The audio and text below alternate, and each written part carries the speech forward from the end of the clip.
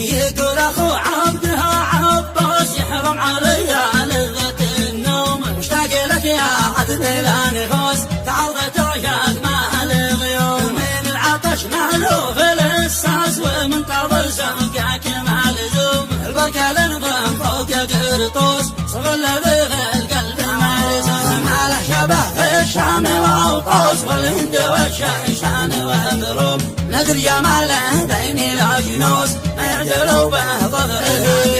يعجم ذيل الليل عاس عاس شباك فيه الصيد ماكلوم، تعلق بها وين كنت فطاس محسوم صيدك امر ما حسوم، ونور وجهه بدري الاغلاس في ليله 14 ما حكوم، وجفان منحول بلا قواس فيها وتربه سهم مسوم، دعج معها حورة بترباس والرمش سامع موت ما حتوم، الأنف خنجر حاد الأنفاس وخدك التفاح موزون، يقطر ندى من ورد معيوس ومبسمه بالشهد ملحوم، ولول منظومه بلا ضروس إذا ابتسم كالبرق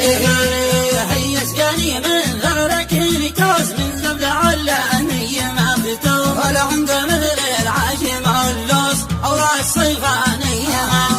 واكتاف يا ميزان غسطاس، والنجب الغصان مرشوم تحته البستان الأغراس تحمل الرمان منظوم، محرح أصلي لو خصب لا فروس راشق أما البطن معدوم، ووصف فيه الهاجي ساحتوس القلب مثل هذا مغروب، بالخزران أقدامي قاهوس خلخال صامت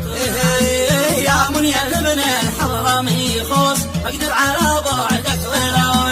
يوصيك عباس ابن فرناس ركب لي جناح النواحوم، اطير بك لك وكبر ناس وضحتك ان كنت مهموم، اسقيك حبي واملي الكوس واعلمك من كل العلوم، ودعبك اخمس في اسدوس ودربك على القفز والحوم.